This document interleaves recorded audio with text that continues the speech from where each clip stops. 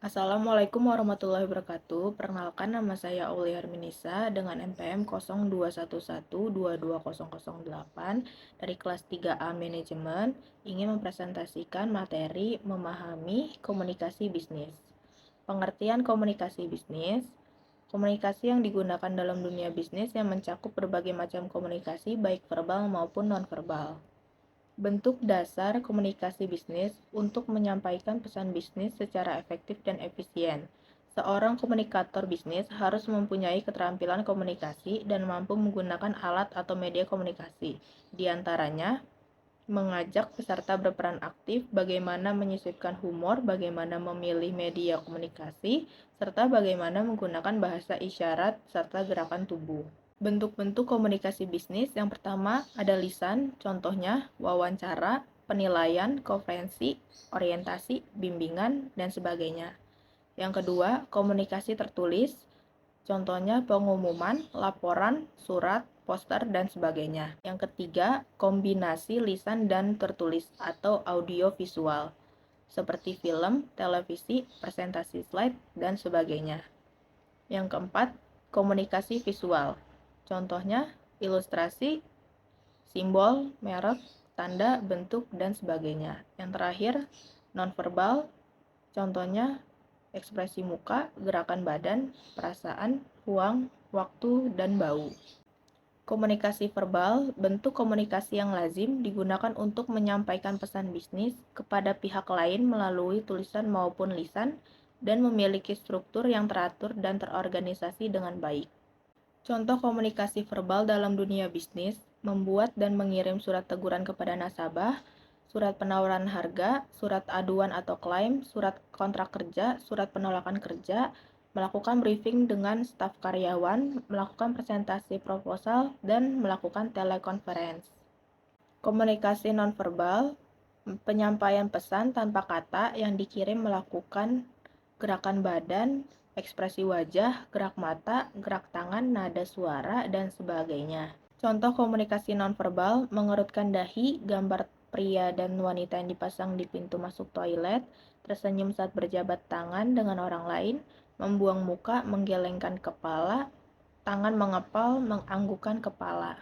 Fungsi-fungsi komunikasi nonverbal: yang pertama, repetisi, yaitu meyakinkan apa yang diucapkan. Misalnya, setelah mengatakan penolakan, kita menggelengkan kepala. Yang kedua, substitusi, yaitu menggantikan lambang-lambang verbal. Misalnya, tanpa sepatah kata pun kita menunjukkan persetujuan dengan mengangguk-anggukkan kepala.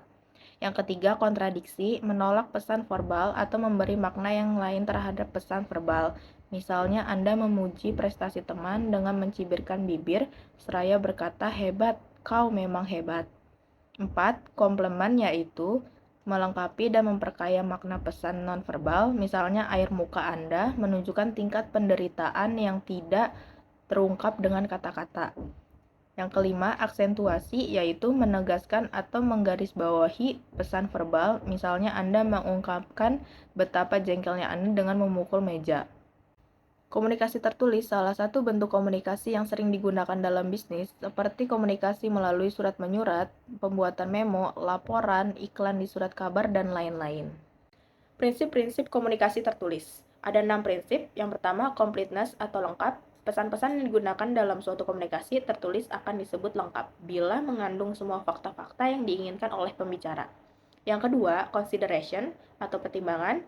Harus benar-benar menyiapkan apa yang akan ditulis dan coba memahami orang atau pihak lain seperti apa masalahnya, keinginannya, dan lain-lain. Yang ketiga, conciseness atau ringkas. Suatu pesan bukan mengorbankan beberapa kata sehingga menjadi tidak lengkap dan kurang sopan. Tetapi, hilangkan kata-kata yang kurang penting dan hindarkan pengulangan kata-kata. Yang keempat, concreteness atau konkret. Penulisan yang konkret berarti spesifik, mengandung kepastian yang jelas, dan penulisan secara umum. Untuk itu sebaiknya menggunakan fakta-fakta atau data yang jelas dan lebih baik menggunakan kalimat aktif. Kelima, clarity atau jelas. Pesan yang disampaikan harus benar-benar jelas dan dimengerti oleh pembaca, sehingga perlu diperhatikan pemilihan kata-kata yang sering digunakan, hindari kata-kata asing dan susunan kalimat atau paragraf yang tidak beraturan. Yang keenam, courtesy atau sopan. Sopan di sini bukan berarti menggunakan kata-kata maaf, silahkan, terima kasih. Tetapi yang dimaksud adalah Tidak menyinggung perasaan pembaca. Tujuan komunikasi bisnis mendapatkan pemahaman penuh tentang makna pesan yang diberikan kepada pihak lain, baik di dalam maupun di luar organisasi perusahaan. Mendapatkan tanggapan tindakan atau persetujuan dari si penerima pesan seperti yang diharapkan pemberi pesan.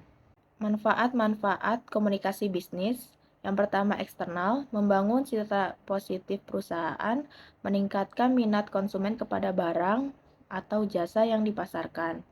Yang kedua, internal, menciptakan suasana kerja yang kondusif serta kepuasan kerja, meningkatkan moral, motivasi, dan efisiensi kerja perusahaan, membangun keharmonisan hubungan dan kerjasama antar individu dan bagian dalam perusahaan.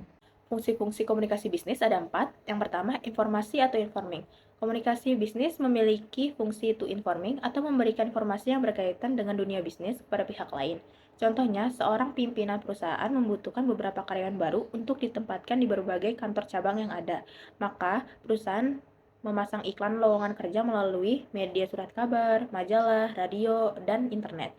Yang kedua, melakukan persuasi atau persuading, melakukan persuasi kepada pihak lain agar apa yang disampaikan dapat dipahami oleh audiens dengan baik dan benar. Biasanya sering dilakukan untuk kegiatan negosiasi antara seseorang dengan orang lain yang terlibat dalam bisnis.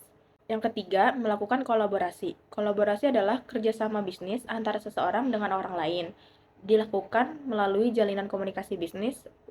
Tujuannya dapat memudahkan melakukan kerja bisnis antara perusahaan domestik maupun asing. Yang keempat, melakukan integrasi dengan audiens. Integrasi bertujuan dan memiliki potensi membuat audiens lebih tertarik dan akan menempatkan dirinya pada usaha dan kerjasama bisnis tersebut. Faktor-faktor peningkatan masalah komunikasi bisnis. Perubahan sikap dan kebutuhan karyawan, bisnis berkembang dengan lebih segar, organisasi bisnis berkembang lebih kompleks, meledaknya kuantitas atau jumlah data dan informasi, peningkatan tekanan-tekanan pesaing, masyarakat menginginkan perbaikan kualitas hidup, yang terakhir peraturan-peraturan pemerintah yang meningkat. Prasyarat komunikasi bisnis yang efektif, cerdas dan kaya bahan pertimbangan atas topik dan fakta yang dikemukakan, sabar dan penuh pengertian, menguasai subjek dan bahasa yang dipergunakan, memiliki pengetahuan dasar tentang proses komunikasi dan metode-metode memberikan dan menerima pesan secara efektif. Kendala efektivitas komunikasi bisnis. Tidak ada tujuan komunikasi yang jelas, problem sikap dan persepsi, pemilihan bentuk dan media yang salah, lingkungan organisasi yang tidak mendukung, menahan sebagian informasi yang diperlukan, problem bahasa pengantar. Upaya-upaya mengatasi kendala komunikasi bisnis yang efektif. Bersikap bijak, menengahi pihak lawan komunikasi, bernada positif, efisien dalam penggunaan kata dan kalimat, mengkaitkan hal-hal yang disampaikan dalam pesan yang disampaikan jelas. Sekian dari saya, kurang lebihnya mohon maaf. Wassalamualaikum warahmatullahi wabarakatuh.